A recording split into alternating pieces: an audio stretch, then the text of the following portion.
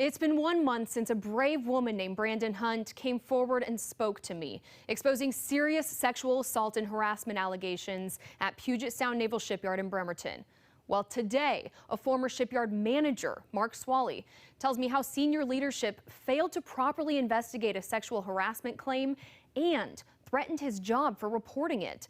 His own supervisor telling him, "I do not know how to say this more clearly. You are not to take any discipline actions against him." Here's my interview with Mark Swalley and his attorney. My job was threatened, and my ability to take any disciplinary action was removed from my own employee to cover up the fact that this person had committed sexual harassment. Why the cover-up?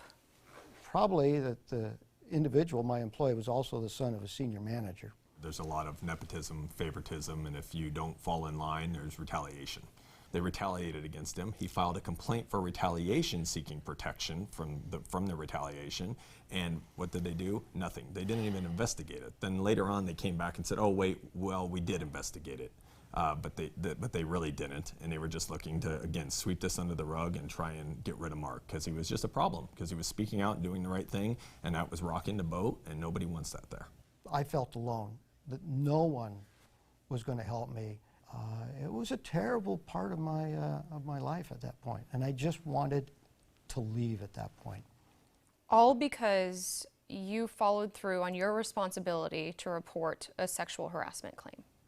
Absolutely, because I followed through and I did what we were trained to do with the Navy, and I would imagine everybody in the United States would expect a manager to do to protect an employee from a serial misogynist. According to a lawsuit against the Navy, Mark Swalley suffered stress-induced cluster headaches over this. So debilitating, he was eventually put on leave and retired early, losing pay and benefits. His attorney says the Navy paid out $130,000 to settle his claim. He wasn't looking for a lottery ticket or a windfall. He just wanted to basically be reimbursed for the lost time he had for his leave that he was forced to take because of his headaches and the fear of the workplace. And they just would not relent. The Navy initially claimed that all of your claims were untrue and unfounded. Yeah. Obviously, when they settle, they're not admitting fault, but when you're making, six-figure payments to people, I'd say that in itself is an admission of fault. I understand how it affected you in the interim. How has it affected you now, looking back?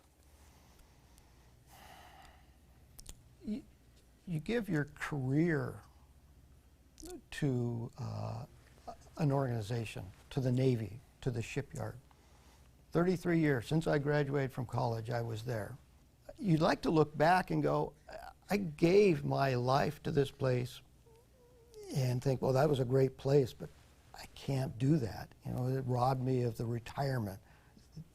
It's not a place of honor. Why was it important for you to speak out about this?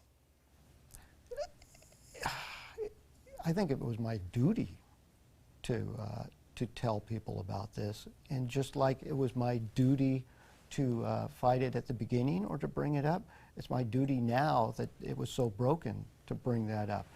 I would tell all my my friends and co-workers that are still at the shipyard, just hang in there, and maybe change is on the way. Yeah, they're on notice, and they have been on notice, but now more than ever, and they need to do something about it. The shipyard sent us a statement that reads in part, "Mark Swalley was a valued employee, and we want all of our employees to report allegations of harassment." Current efforts include establishing an anonymous reporting hotline, personal engagement at all levels of our workforce, and improvements to our investigation process. In the meantime, Mark Swalley's attorney, Jacob Downs, is working on another shipyard case involving alleged racial discrimination, harassment, and retaliation. That case scheduled to go to trial in February. Back to you.